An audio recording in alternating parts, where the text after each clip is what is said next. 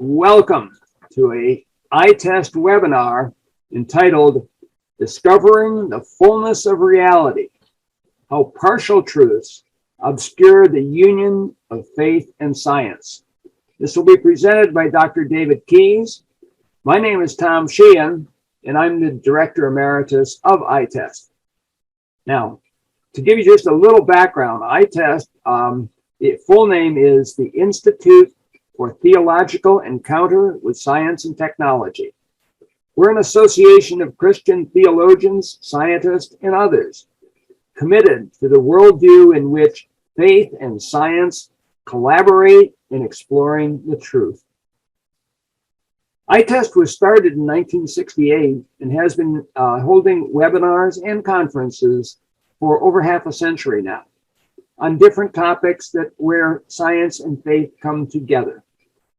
In general, what we try to do is explore truth theologically in the wisdom tradition of the human community and in the data of the sciences, because they are something that comes together. ITEST's mission is to foster and disseminate the Catholic position that science and faith in God are complementary paths to human fulfillment. Now, before I introduce Dr. Keyes, I'd like to ask Robin Arthur to lead us in an opening prayer. Robin? Yes. O Holy God, we implore you with a humble heart that you guide us this morning along the path of truth as we seek to light up the darkness that obscures the union of faith and science and blurs our understanding of your awesome works of creation. Thank you for the tools of science and the eyes of faith, through the union of which we come to understand, as Einstein did, that science without religion is lame, and that religion without science is blind. Amen. Thank you very much, Mr. Arthur. Now, a couple of mechanical things that we have to tell you about. There will be a question and answer session, and questions will occur to you during Dr. Keyes' presentation. So that's what the chat room is for. If you look down at the bottom of your Zoom screen, you'll see the little green box marked chat room. You post your questions there, then our administrator in St. Louis, Sheila Roth, will have those on hand ready to use when the question and answer session starts. So the chat room is where you post your questions, and we certainly think that you will probably have some pretty interesting questions that you'll want to post.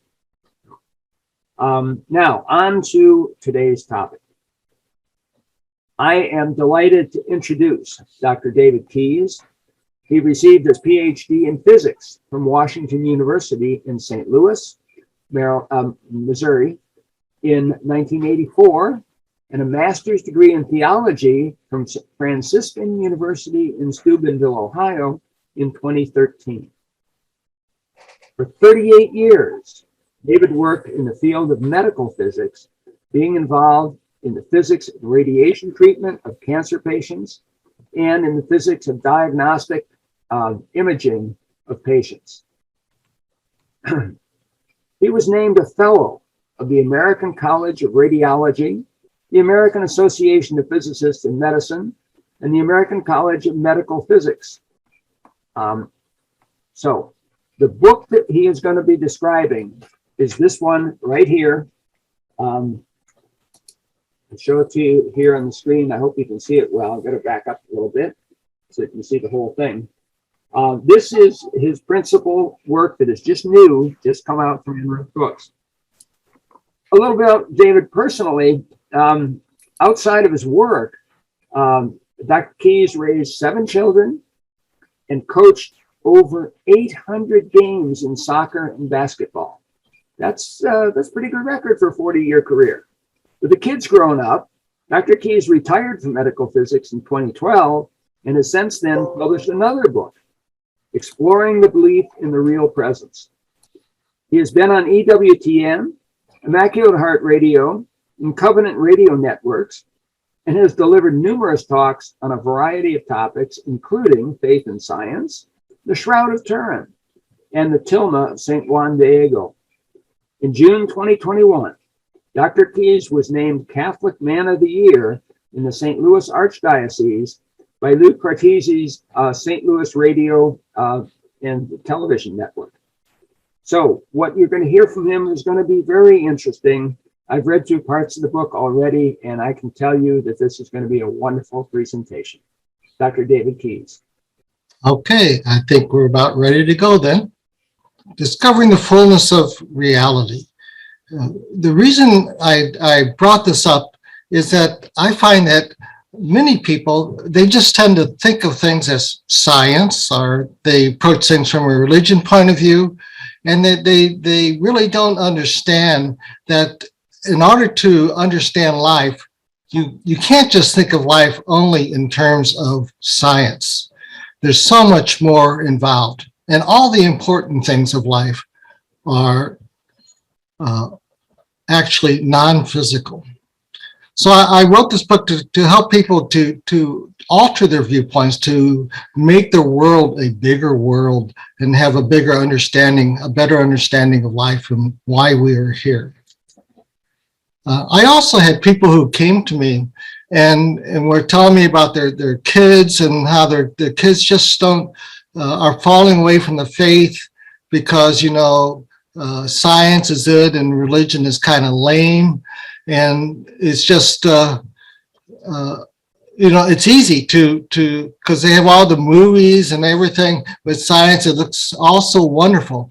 And the scientists themselves proclaim that this is all that there is. You have Richard Dawkins writing the God delusion and various things like that. And so they asked me if maybe I could put my 2 cents in so that their kids and young adults would have something to go to have some answers to all these scientists and the media and anybody else that's out there that is just dismissing the other side of life, the transcendent side of life. And so we find out that in science, everything is centered along physical interactions. Miracles don't exist. They can't help them. They can't happen at all. There is no morality. It's all relative. It all depends upon your situation. All these things, because they're just looking at one side of it. So the question that has to enter their minds and I have to have them to think about is whether there is a transcendent, non-physical aspect to existence. And that is what's critical for spirituality, for religion, is that the understanding that it's not just us here. We're not just this race of humans on this planet, and there's nothing else. But there really is something to guide us, to help us through life, who wants to come into union with us. And so I wanted to look at all the different things I could think of that would point to this. And so this is going to be more than just a faith in science. It's also going to delve into the question of body and soul. It's going to talk about miracles that can, you can see there's evidence for them. They cannot be refuted. No one has refuted. They have been simply ignored. So people are in all walks of life, and I'm guilty of this as much as anybody else. We're all guilty of some form of willful blindness. We think that we know the right answer for things. I don't have to investigate it. And so I don't. And so then what I think is true is my definition for truth. And that's just not the way it should be. You have to be able to look at all the evidence. When you go to school, when I was got my physics degrees, no one ever spoke about religion there. You're only thinking about physical interactions and trying to understand the way the world works, etc., from a scientific viewpoint. with no thought of the other. Well, of course, when you're doing like that, you're not going to see the way, the transcendent side of life. Some people have willful blindness because they misunderstood what they were taught, or were misinformed, or maybe they were taught things that were true at one time but are not. We trust people who teach us. We trust our parents, our teachers, various leaders. You read in the media about something happening, and actually until the internet came along, you tended to believe it. Now you know with the internet, you find 2 different sides of the story, or 3 different sides, or 4 different sides. There's so many different opinions about things. What's true? Do you need to wear a mask? Do you not need to wear a mask? You know, where is the actual truth? And if you just focus on one thing and decide, well, this is what's true, you may not actually get the truth. And certainly there are those who present the truth and they only present their side of the truth. We might call them politicians. There are people who are willfully blind because if they accepted the truth, they might suffer loss. And so there's an organization that is taking people who are pastors in various evangelical churches or other churches or whatever faith they are, and are leading them into church, into the Catholic Church. But one of the things that is common between all this is that they have to suffer loss. They're going to lose their friends. They're going to maybe lose their job. They may have been a pastor for years. Now what are they going to do? And so some people won't go there. You know, and so they intentionally ignore that because they're going to suffer loss. And of course, there are many people who it's never a question. They never even think about this. Never think about how and looking deeper into life and what it means. They're busy with their own life and their own families, and they're doing their own things and worried about their sporting events or their business, how much money they have, and so they don't have time to pursue truth. And so they in effect, they're willfully blind, so they don't address it, so they're never going to find it. Well, this is I started this in 2015, 2021, and I was going to do the legwork and look up all this information, trying to present it. And of course, my legs didn't actually turn out like that. They still are the skinny little things that you see right there. But the point is, I have learned an awful lot, and it has only deepened my faith. I find that science and all this research leads one to a deeper faith, not a less faith. So there are apparent contradictions. You know, truth is truth, and they cannot contradict. Science and religion cannot contradict each other. And so when they appear to contradict, obviously one is wrong, both are wrong, or they're true but at different aspects. So here's a common from the world point of view. Take the thought that if I told you I could see through your body, well, somebody would say, well, you can't see through my body. But we know when you look at things from a different aspect, you can. And that's what radiologists do all the time with x-rays, where it penetrates through the body. And so now you can see. So by looking for the different aspects of life, perhaps you can see that both are true. There are instances when you cannot see through the body, and there are instances when you can see through the body. And so there is no contradiction in saying I can see through the body once you ask the rest of the questions, what are the conditions that's involved. Here's another thing, the old kitchen table. I tell in my book a story about a woman who's a physicist, and she has this kitchen table, and she's sitting there with her husband, and she looks at it, and she asks her husband, John, who's an accountant, what do you see when you look at the table? And John, he looks at the table and he realizes, well, I know I put my tools on there and I scratched it all up and I need to replace this table, but that costs money. So he's seeing the damages and the money. That's what he's seeing when he looks at the table. And she, being a physicist, eventually says, I see a big void. You got some atoms there, but most of all, there's empty spaces, just like in the solar system between the sun and the earth. There's all these empty spaces, and that's really what happens. Your tables is really a big void. And the reason things don't fall through the tables because of these electric fields that you can't really see. You can only feel their effects. And so you can see people have different viewpoints of the same thing. And when she has her mother come over, the grandmother of all the kids, she looks at that table and she remembers that this table used to be her table. And at this table, her now deceased husband used to sit, and all her grown-up children used to sit as kids. And so the reality for her in this table is much different than even the parents, or if a neighbor comes over and sees the table. They don't see the same thing, but her reality is equally real.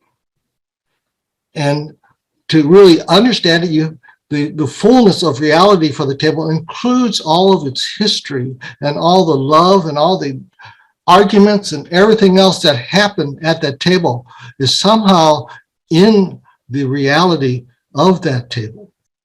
And if someone designed tables, they will look at things differently than the grandmother does. So that we all have different realities. And to understand, you have to look at everybody's reality. That's why a lot of problems in the world occur because people only see things from their side and they don't see everything. That's the other side. They don't see what reality the other person is seeing. So again, if you just look at the one view, the scientific view, and you're talking about the biologist view and talking about the material of the table, you're going to miss the full reality and what it means. So we talk about truth, okay? Science talks about truth, okay? But the issue with science is science changes with time. It used to be true to consider the world to be flat. It was true to consider the earth to be the center of the universe. And people looked at it that way. But they change. Even in the 20th century, initially they thought that the universe has always existed. And then later on, they found out this concept of a big bang where it suddenly, from nothing, the universe began to grow. So science can speak about truth as they know it, but that truth can change, or it can be modified slightly. That doesn't mean that what they say is not true, but these things can change with time. With the deeper you get into it, the more you realize that you didn't quite understand exactly how it is.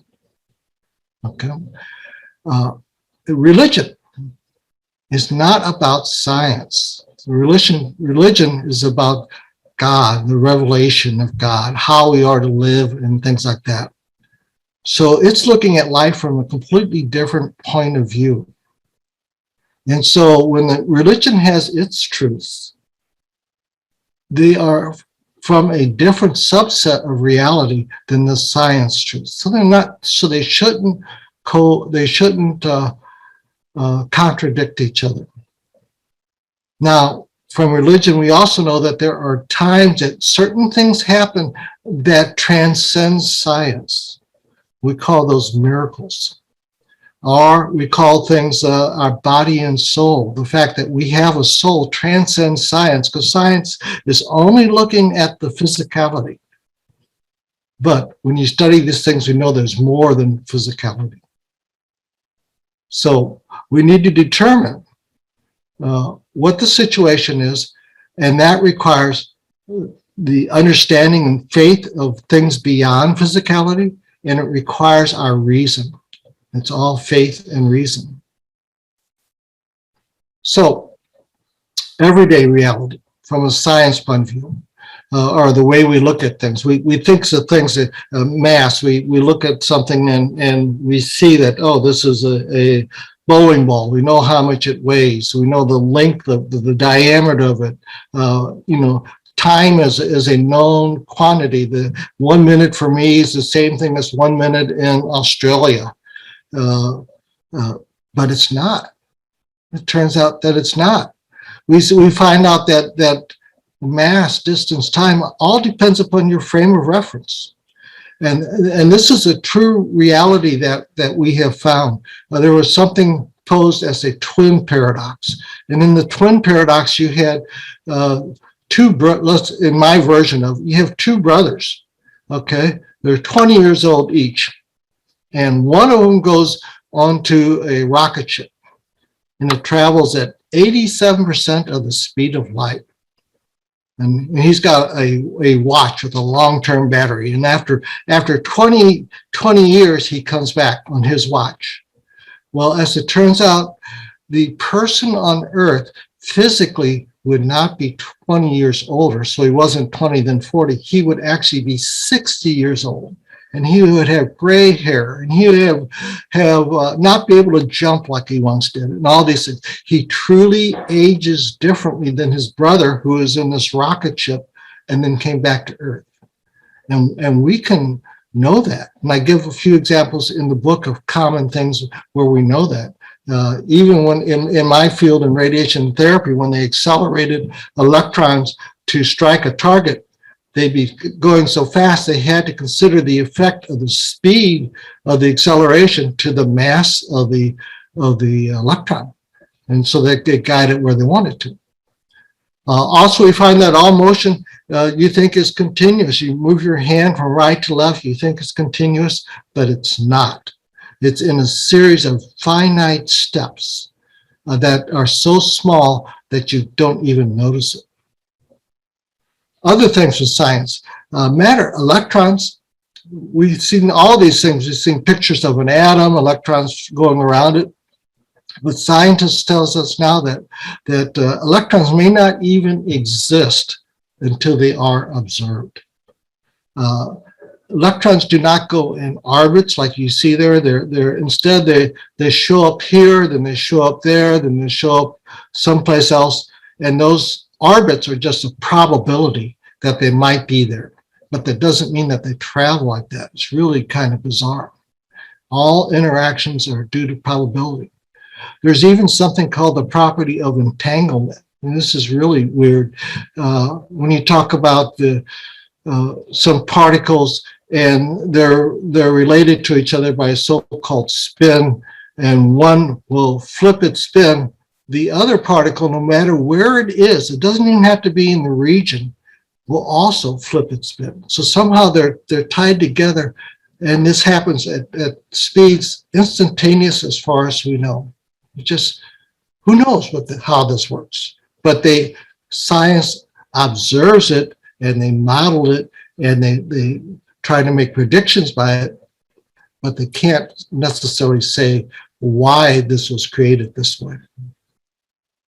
On the other hand of reality, everything, as I said, love, trust, beauty, all these things are not physical, but these are the things that make our life worthwhile, but they are very real.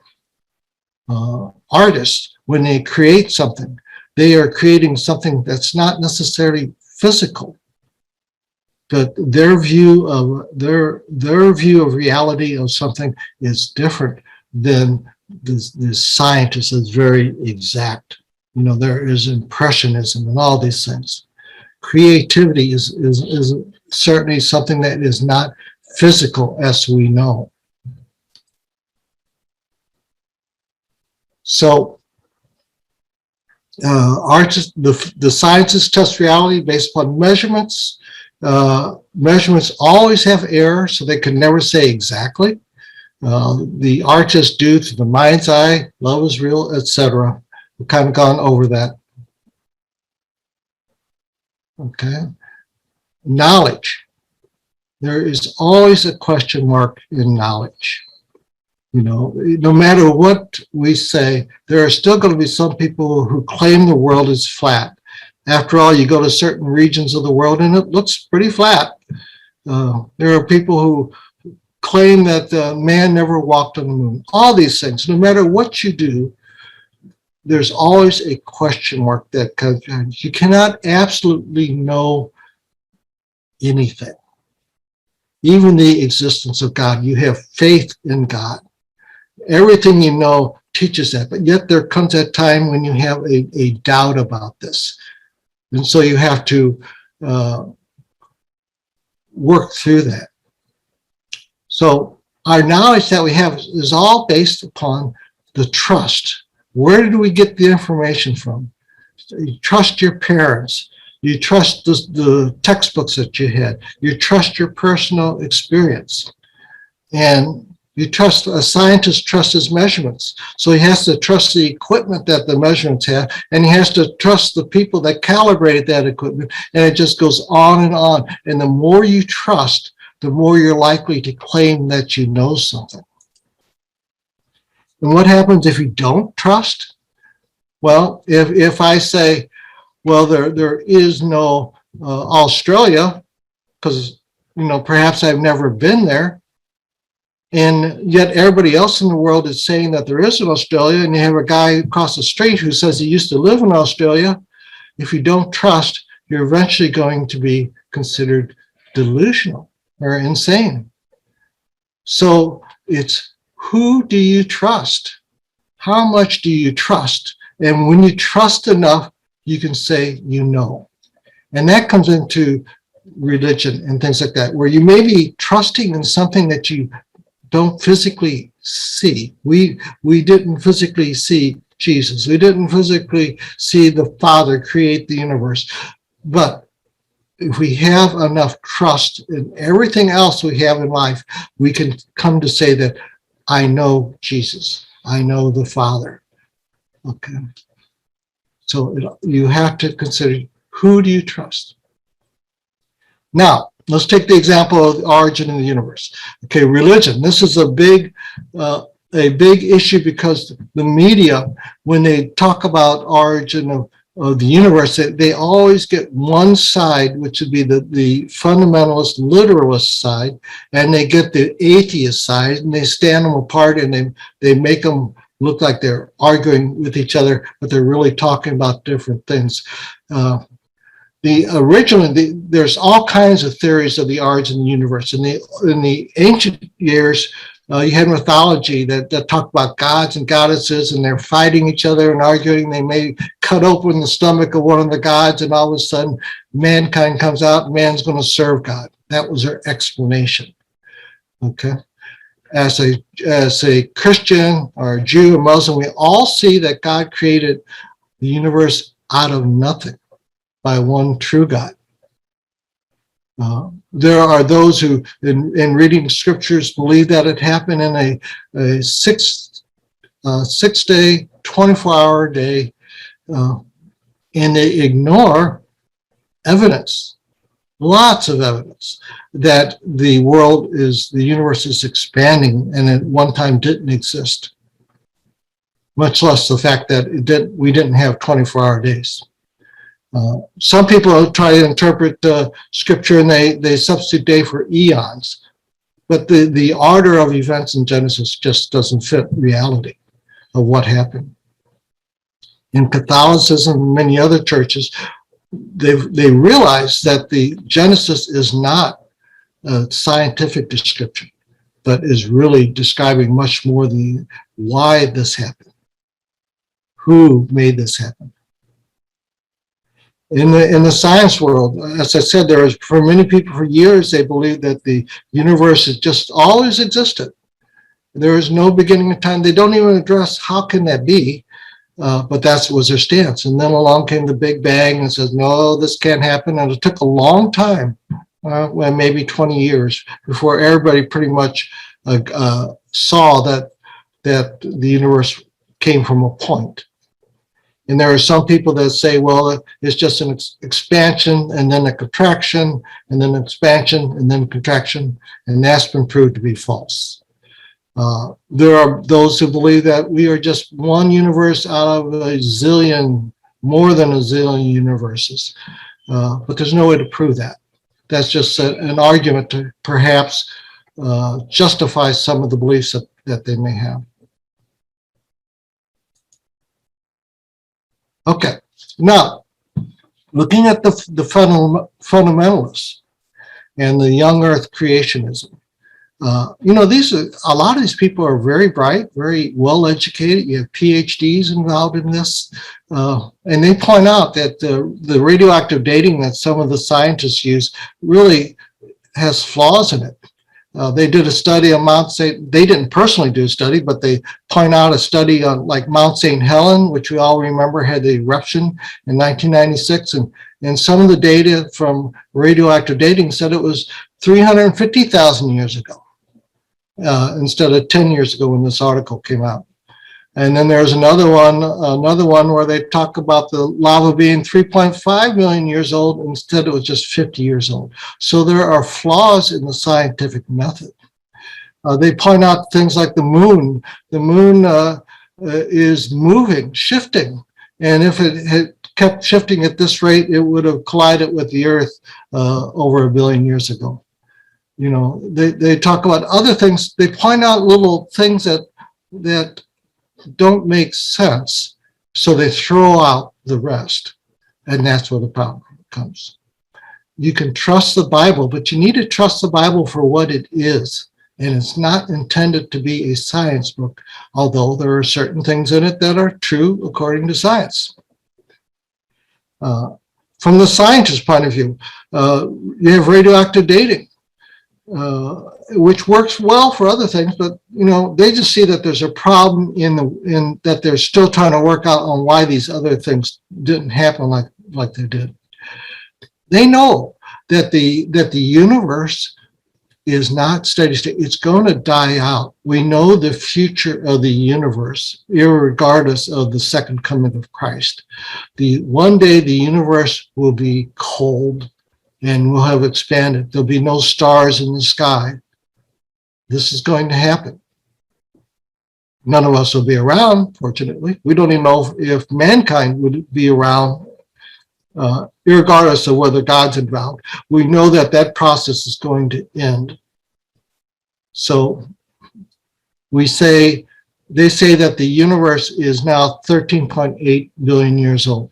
And so but they don't all know this. Scientists trust the people who did the research. They trust the physicists. So they trust individuals and their publications, and they think that this guy is a great guy and he would not say anything to benefit himself. Maybe that's true, but that's who they trust.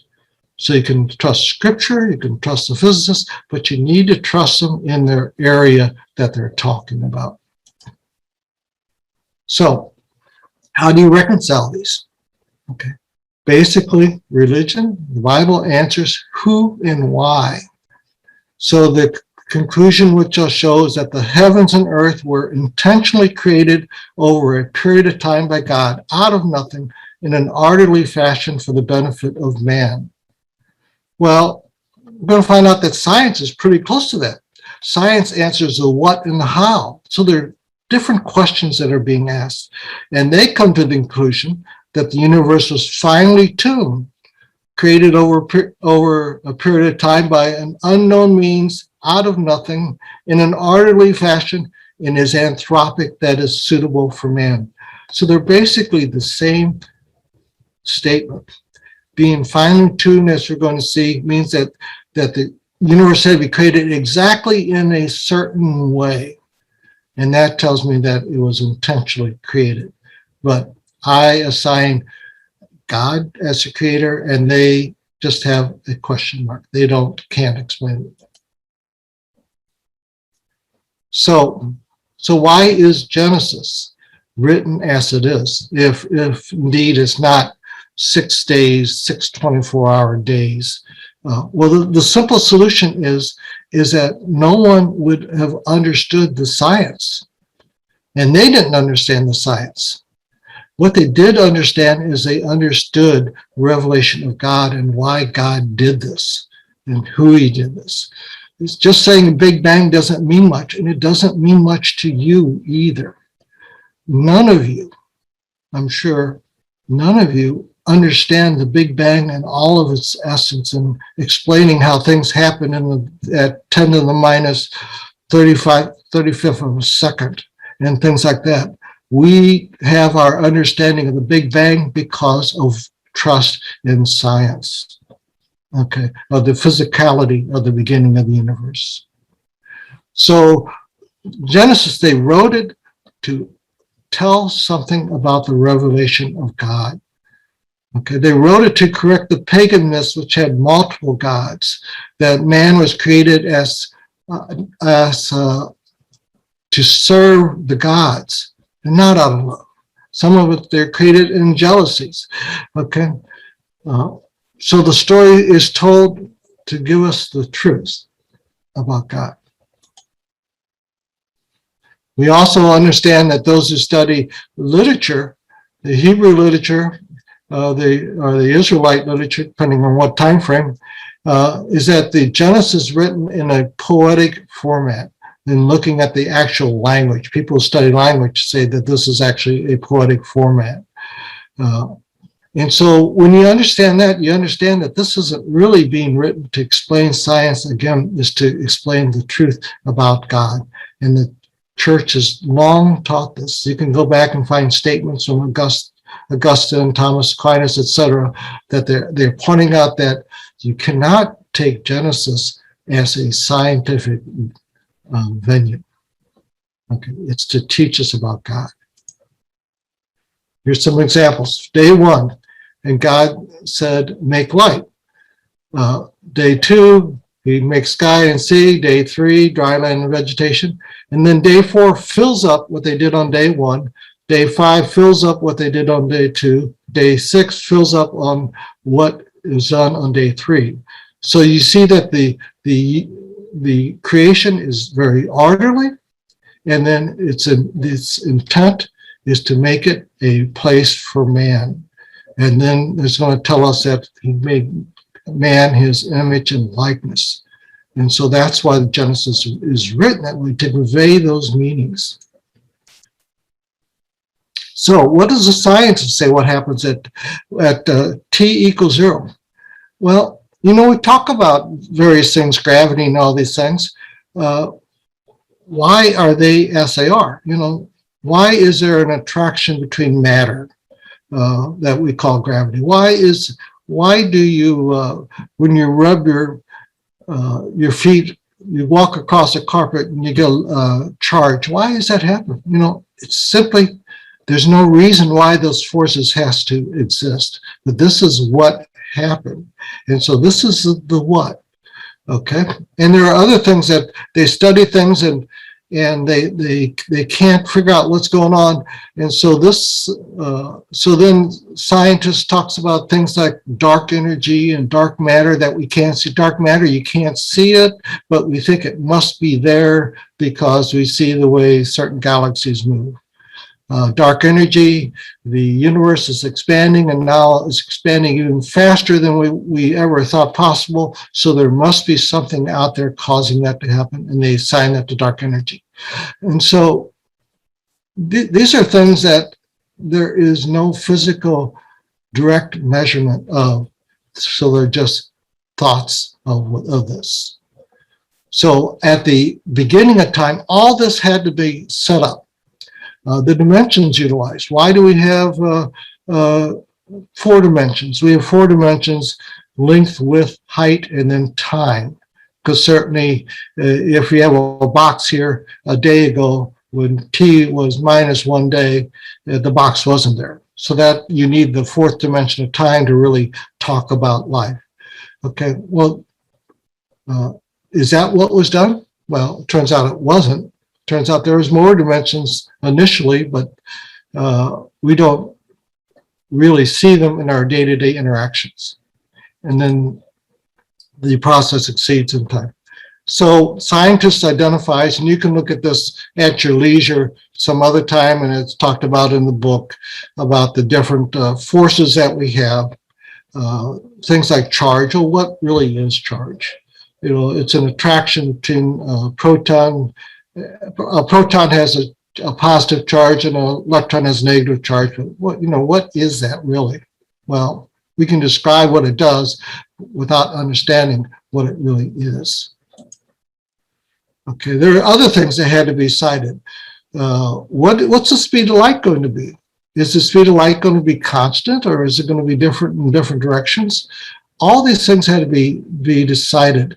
All these things, everything had to be decided at t equals 0. And all these things have to work together perfectly, or it doesn't work. And that's proof of that. If we scientists, and a lot of the study has been the second half of the 20th century, where they looked at these things. Gravitational constant, if you change the value of the constant, and a constant just is just a number. If we look at a relationship between the Earth and a baseball, there's going to be a certain attraction to that.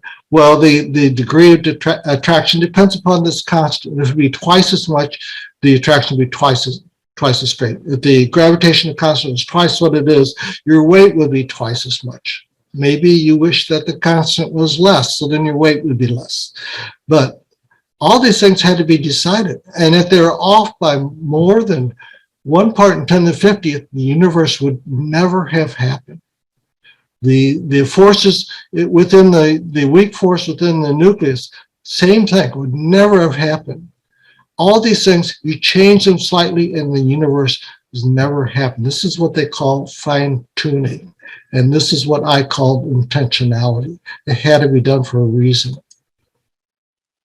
Same thing, the weights. How big should an electron be? How big should a proton be? There's no reason for it to be what it is that we know of. But this is the sizes of everything we have is just remarkable. They have to be what they are or nothing works. Entropy. Entropy is the ability to do work. And let me just show you this next. I'll get there yet. Okay. This is a good picture. Here is a bomb, okay? Okay, the ability to do work. This is said to have high entropy. Energy is released. It's non-directional. It has no control. It's not good for much of anything. Here is a fireworks display. Let's say it has the same amount of energy. It's a planned event. The energy is released in a controlled manner. It has an expected outcome. It's beautiful. Okay, this is what's called low entropy. And when the universe was started, it was started with unbelievably low entropy. Everything was in perfect order.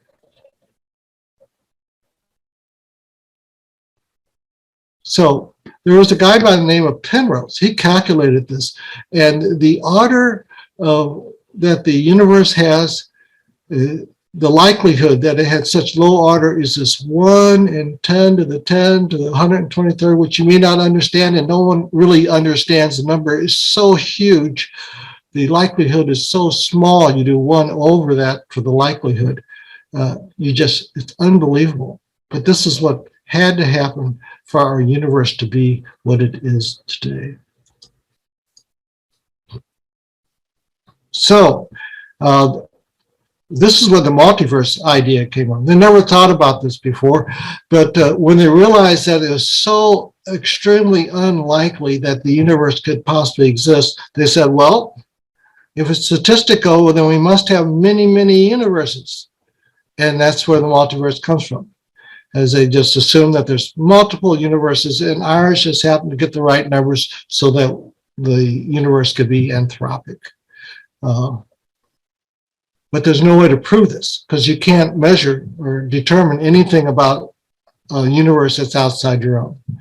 So maybe it did happen. I mean, maybe there are more than one universes, but if they are, it certainly was done as an act of God. They all had to have a beginning. They all had to have certain guidance so the universes don't collide into each other. This has been mathematically shown by various scientists. So the Catholic understanding, the universe was created out of nothing. The universe was created in an orderly fashion. It's not a statistical haphazard event. The universe is created over a period of time. It's still, the universe is still changing over time. The universe is anthropic. That means it is suitable for man. And everything God made was created good. It's created good.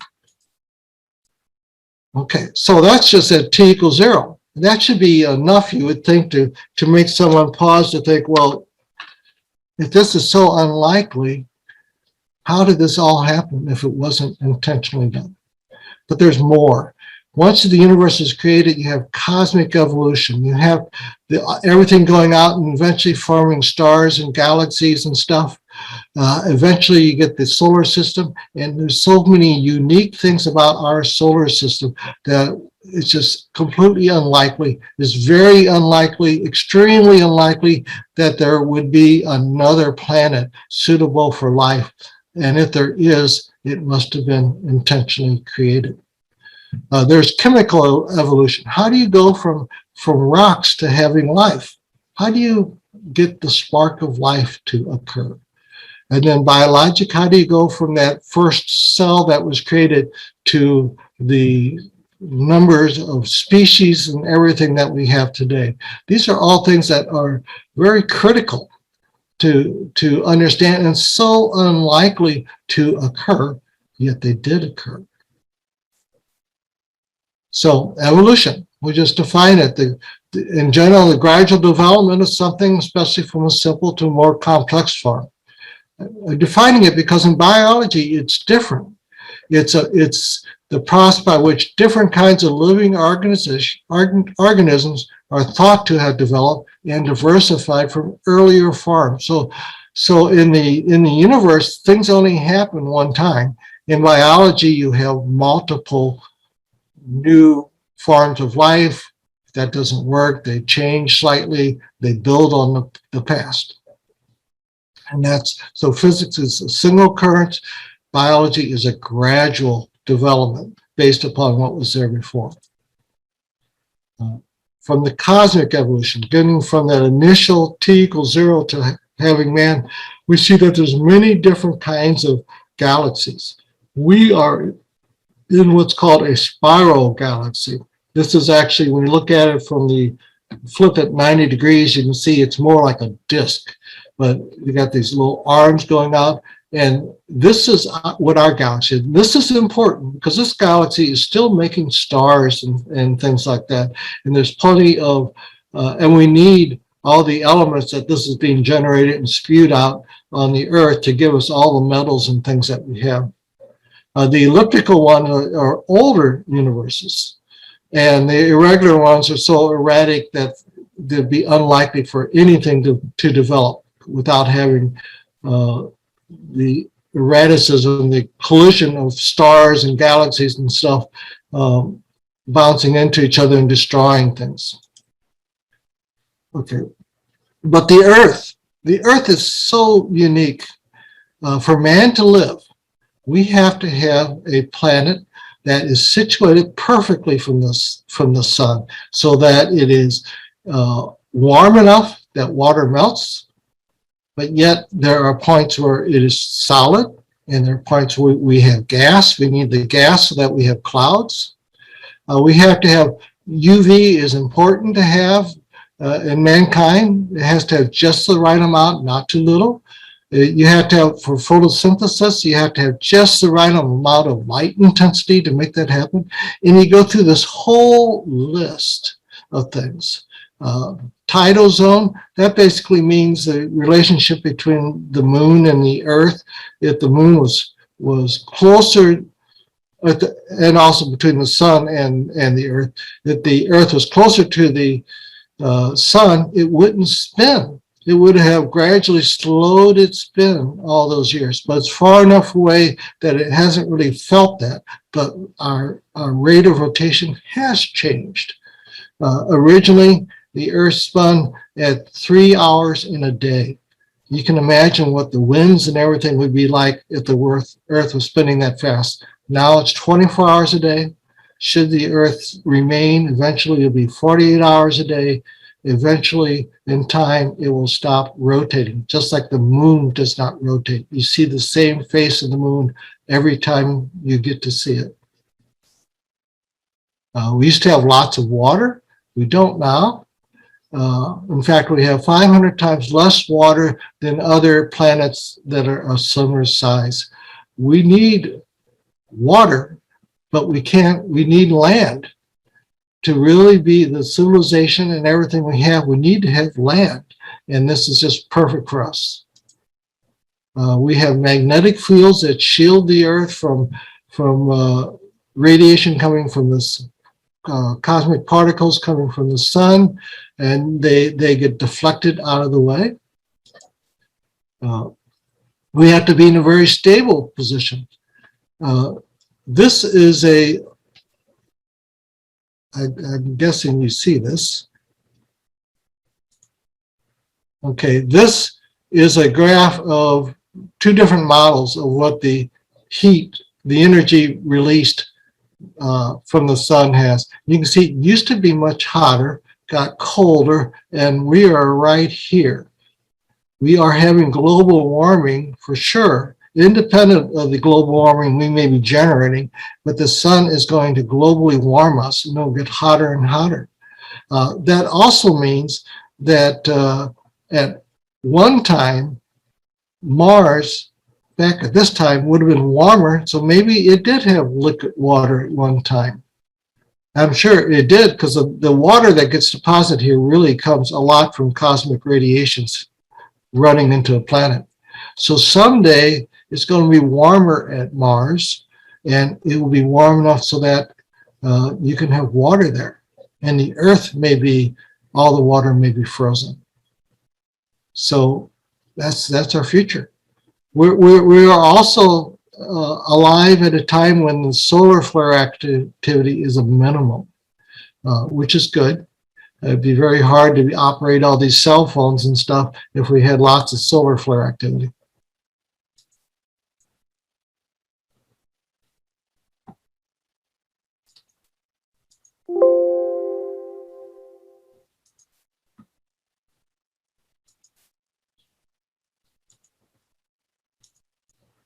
Okay, the other thing that happened is we had a moon. This is, we have a moon there, and we think, well, what about that? Well, a big object had to strike the Earth, and it had to strike the Earth within a narrow range of speed and a certain range of size, and that's what resulted in the moon being ejected.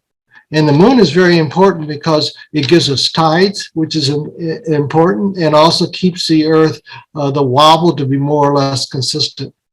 And so all these things had to happen just right at a perfect time.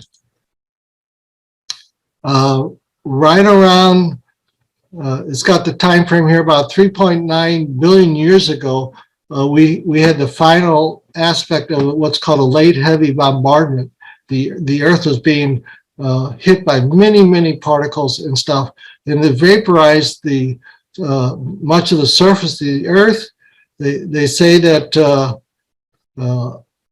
2 to 100,000 tons of heavy elements per square yard were deposited on the Earth. Obviously, if we were living at that time, we would have all been annihilated. So we're right at the right time. This deposit gave us a whole bunch of minerals that is important for us to have for mankind. So life was generated. We know that we had the earliest life is about 3.9 billion years ago. It's anaerobic cells. But what is life? For something to be living, it has to meet this criteria: able to respond to stimuli. It has to be able to grow over time. You must have offspring. If you have a cell that doesn't reproduce, what good is that? The cell must maintain a steady temperature.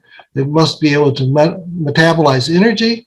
And then for anything to occur that's significant, they has to grow and have more cells united, and they have to differentiate, etc. Somehow or another, since the environment changes with time, they must be able to adapt. So these are all things that are important for life. And the very first cell that became alive had to have these capabilities. How likely is that? So now, that's bad enough, but what we have found out, the real problem is because this DNA that we discovered in the latter part of the 20th century, that every cell has got DNA, and it's a sequence, this string of DNA, it's a double strand for DNA, single strand for RNA. They contain the information on how to do all this, how to metabolize, how to make new cells, how to divide, how to maintain the thing, how do you repair proteins. All this is contained in this strand. And so you need information. Information is not physical. Information is knowledge, right? And the cell has to have this thing and a perfect order to do all these things. So the information had to be imbued to the cell. And then in making the cells, it takes time to do all these things. If you take a bunch of molecules and you throw them all together and it doesn't work out, and you try it again and you try it again, with a cell, it's not cumulative like biology. It's going to be a one-time event that you finally make a cell that can do all these things. Well, how long does that take? Well, it turns out that the Earth is just a baby universe, not nearly long enough for statistically randomly for this to occur. Okay. Bill Clinton, good old Bill Clinton said, we are learning the language in which God created life. And it's true. This is what I said. We have double-stranded cells. It's really interesting. Every time you see an A, we'll talk about this in a minute, you'll see a T. Every time you see a C, you see a G. And so what is fascinating is that if you wanted to replicate, you simply break this apart. Okay, and on one strand you'd have A, C, T, G, but you know that the other strand must be T, G, A, C because they always, it's a symmetrical situation. If you have one, you have to have the other on the other strand. So you can replicate. It's a fascinating way of doing things. Okay, in the English language, we have letters. We have 26 letters. Whereas in life, there's only 4 letters. It's A, C, T, G. RNA uses A, C, U, G. Words are a combination of one or more letters. In biology and DNA, only 3 letters count. Punctuations, we have spaces, commas, periods, etc. Biologically, we have places on the string of DNA that tells it to stop the instruction, or there are places that are indicate that it's an insert where something from another part of the DNA moved into that area, or it needs to go someplace else. The language is written in English by ink, pencil, etc. But in the life's language, it's done by molecules, certain molecules of amino acids. It's just fascinating that you could have a language that does this. And here's my simple instruction here showing a DNA strand with these things there.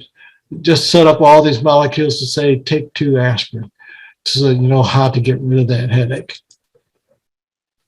Okay. I think we covered that. So typically, here is RNA. You have guanine, cytosine, uracil, and that corresponds to an amino acid called alanine. Every time you see this, that means that this amino acid had to be in line next to threonine, next to glutamate, whatever the command is. So this is how the language works. And this cannot be done just setting this up randomly. As I said, the DNA has all the information you need. It has certain regions that define your eye color, et cetera, et cetera, et cetera. Okay, so there are, here's the probability of just having one RNA molecule with 150 letters. It turns out it's 1 in 10 to the 90th, or 1 in a billion, billion, billion, billion, billion, billion, billion, billion, billion. So if this molecule was done and assembled once every second, it would take 10 to the 83 years, but yet we are only at 10 to the 13.8 times 10 to the 9th years. It just is not going to happen. Okay.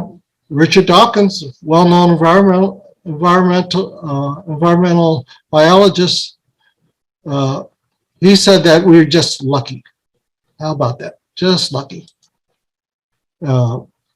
He tries to show a way to do this, and this is interesting because remember, when you do this, not only do you have to have this created, but you have to have a wall and complex sugars, everything else in a cell to make it alive. I'll get to that later on. But anyway, what I wanted to show is life began. It starts, you get some oxygen, you start getting more development. This is the eukaryote. Then all of a sudden you go from this type of creature to creatures that have vertebrates, invertebrates, internal, external structure, rigid, flexible skeleton, molding. You have eyes with cornea and lenses. You have bee eyes. You got all sorts of different. All this happened in an extremely short time. Okay, by their calculations, even the biologist thinks it takes 200 million years. Instead, there's only a 1 million time period where all this happened. Okay, that being said, it's so unlikely, but yet it happened. So there must be something guiding this. If you look at the chromosomes of a man and a chimpanzee, and you look at this, you see that chimpanzee has 48 chromosomes. We have 46. Well, there's double, so there's 23 unique ones and 24 unique ones. Okay. Yeah, there's two more, 2A, 2B. But you see, they are almost identically the same. And they look at the order, and they are nearly identically the same. You take these two chromosomes here, and you stick them on top of each other, and voila, there you have it. You have a human chromosome. But there are differences in the actual arrangement within these chromosomes that makes them different. It's not to think that a chimpanzee suddenly gave birth to a human one day.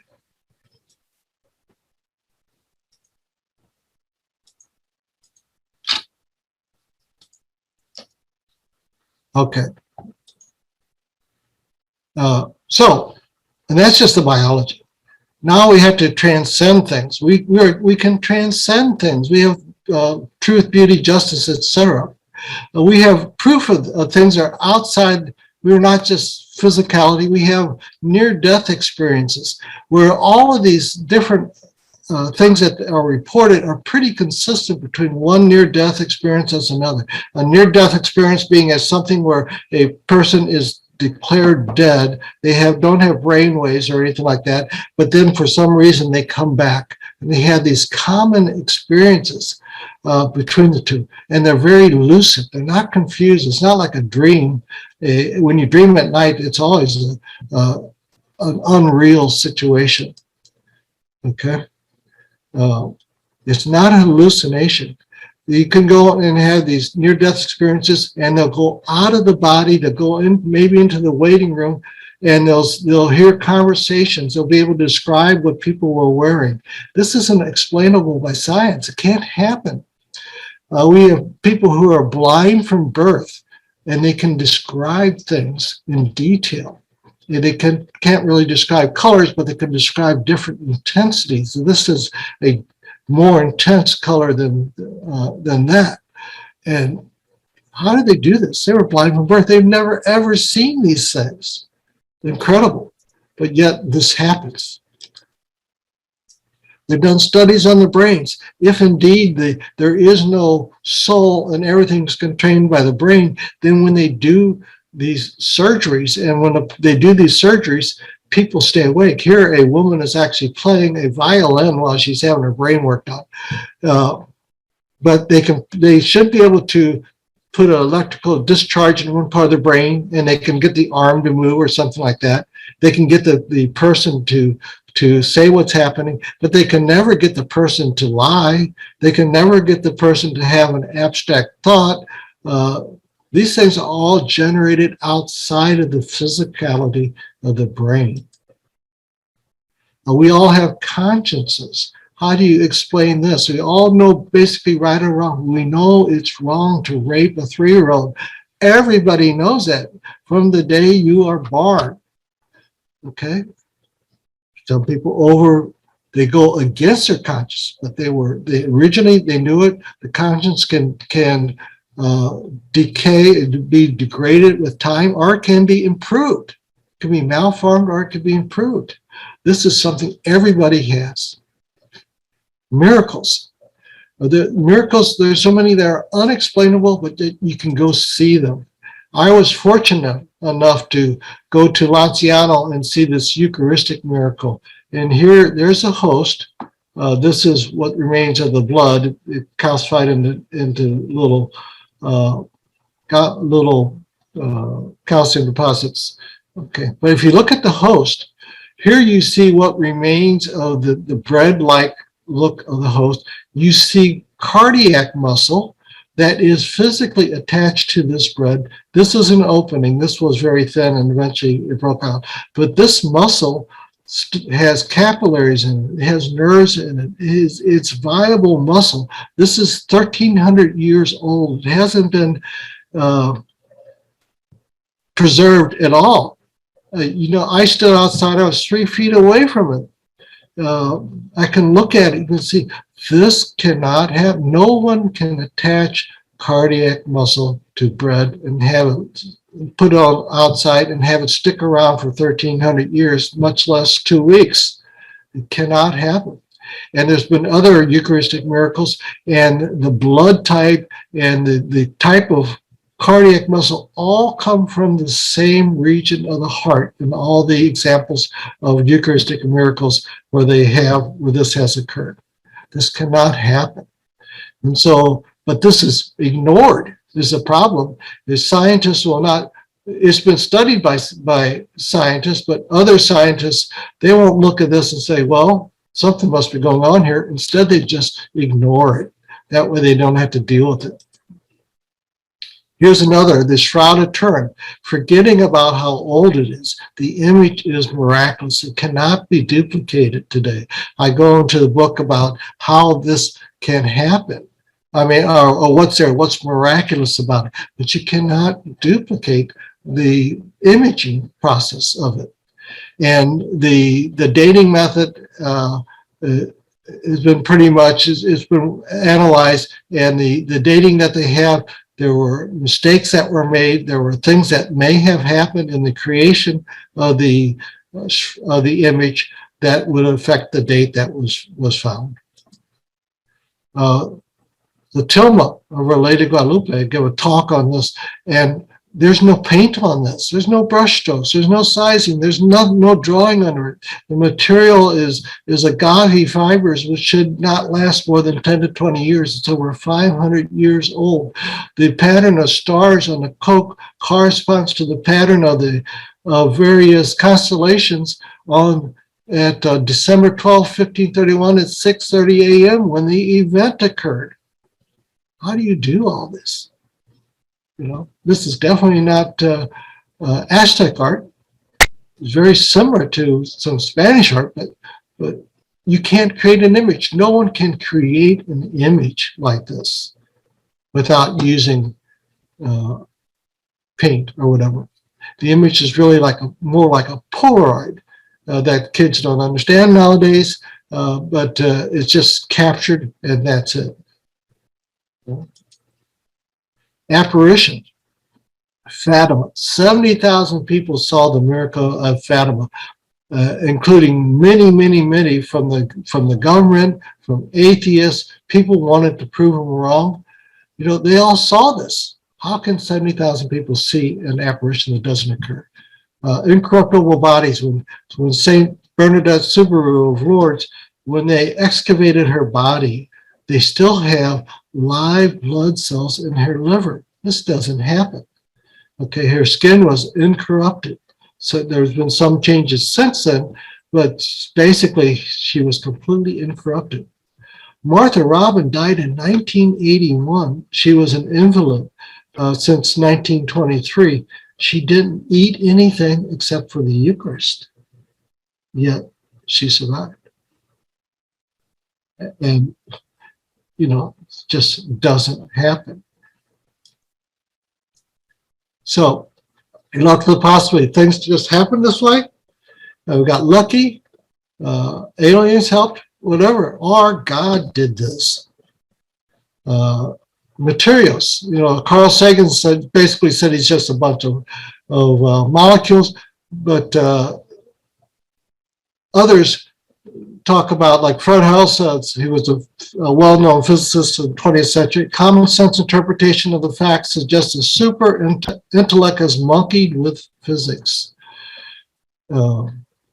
Richard Dawkins writes in his book, everything appears as if it were designed. Well, maybe it was redesigned. Knowledges must constantly keep in mind that what they see was not designed but evolved. Francis Crick. Stephen Hawking wrote a book, he titled it The Grand Design, yet they want to say there is no designer. Quantum physics says nothing exists without being observed. The Catholic Church in its catechism says God created the universe and keeps it in existence by his word. You know, they're saying the same thing, basically, in a different way.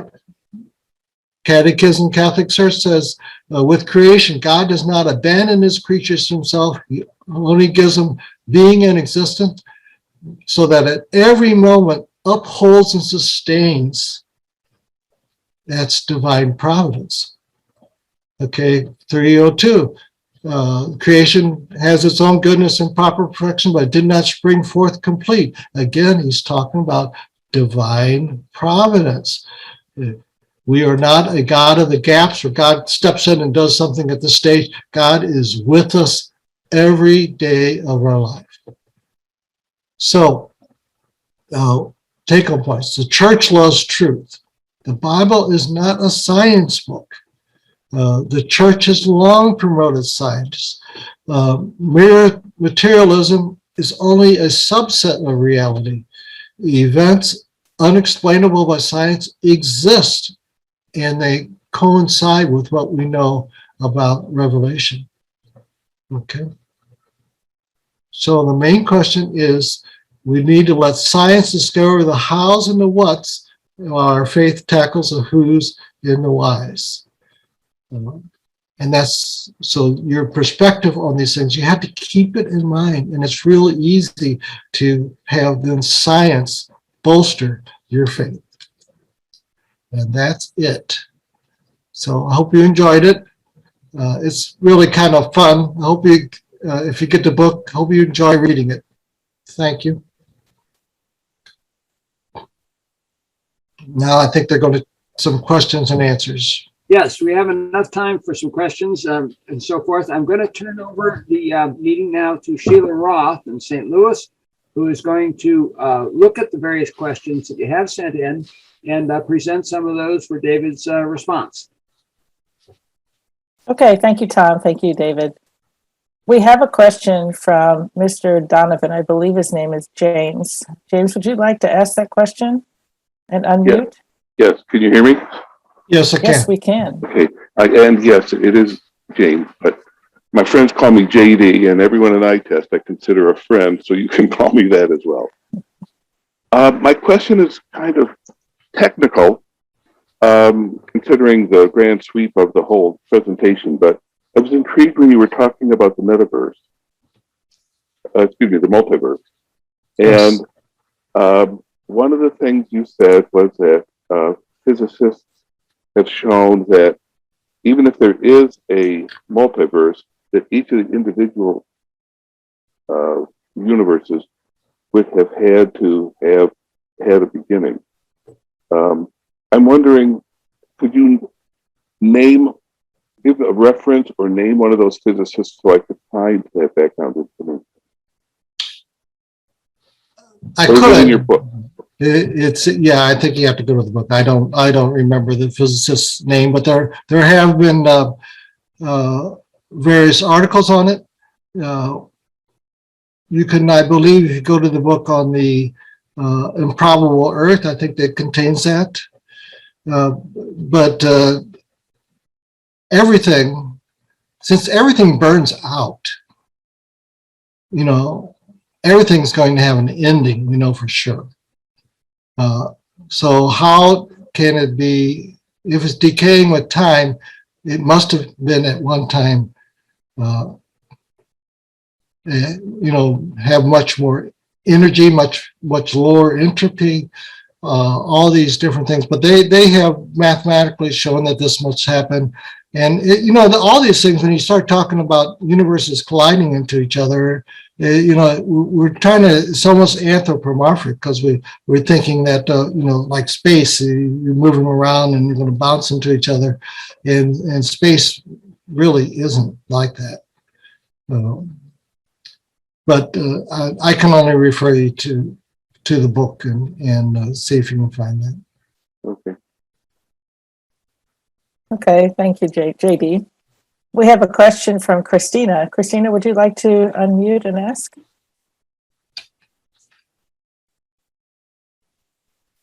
Thank you for your presentation. It's really it's enlightening and fantastic. I just have a very short little question. When was DNA discovered?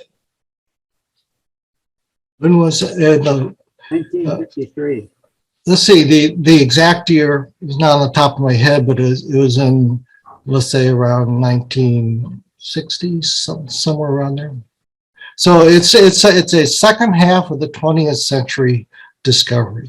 So people didn't know about this back in the Enlightenment or things like that. You know, this came along, and it's only as they've been able to break this down and to find out. On that one side where I showed the chimpanzee and the man's chromosomes, I had another part where it shows on the DNA all the different regions that control different aspects of the DNA, and all this has been gradually developed more and more. They had the project where they went through the whole genome of the DNA and were able to decipher it. And all this has been done within the last 50 years. And so the more they study, the more and more complicated this comes, and more requirement for information there is that would have had to been there when all this gets created. The very idea of having a DNA molecule, the first life, somehow you have to get the cell walls around it, and you have to get all these other things within it, all the other proteins, and all this has to happen at one time. But yet it did happen. And that's what we refer to as God's providence. It happens, and then it develops over time. There was a Richard Dawkins, he did this thing about, he thinks it was a weasel, where he showed how monkeys could type this, but he did this computer program, and basically the way they got it done in a very short time was he had somebody with oversight to pick out the phrase that was closest to what the end result is. And he thinks it was a weasel, initially just random letters. And so he picks out the phrases, and then they go from that and they change those letters, and he picks out the best one, and then he picks out the best one. Well, the thing is, this requires oversight. Where is that? And also knowing what the endpoint should be. And so where is this going to come if it's not, as our understanding, there's no physical process for this that we know. Where's it going to come if not by, well, what I would term divine providence? Thank you. Okay, thank you, Christina. I have another question. What about extraterrestrial aliens? How would they fit in the creation story and even salvation history? Well, we've already shown that the time frame to actually develop life is very long. You know, it's much longer than what the universe is. So if there are aliens running around out there, then that must have also been part of God's design. And he must have wanted it to happen. And he must have overseen the process that had happened for them. Again, the odds of any of these steps is so extremely wild that it requires an outside entity. If you want to call that God, that's fine. But there's no physical reason why all these things, the fine-tuning should have occurred as it did. The cosmic evolution should have produced the Earth like it did. I mean, there's lots of planets out there, that's true, but they have yet to find one that is got the same conditions. A couple of they found ones that are similar, that may be at the right distance, but having all the other things that really are required for human life, just they haven't found that yet. So if it does occur, it's intentional from God. Okay, very good. Thank you. We have another question. Are intelligent design and divine providence the same? Not really. The design infers that you design something and then you build it. The way physics happens is every interaction is based upon probability. That's the way the physics, everything's based upon probability. So even if you started the universe with the exact same set of fine-tuning, the same constants for gravity and the same constants for the electromagnetic forces and the ratios of the atoms and electrons to protons, the thing is, it's all probabilistic. And so at t equals 1, in our reality, we had a certain interaction occurred. In another reality, is probabilistically, it may not be that interaction. And so you wouldn't get the same result.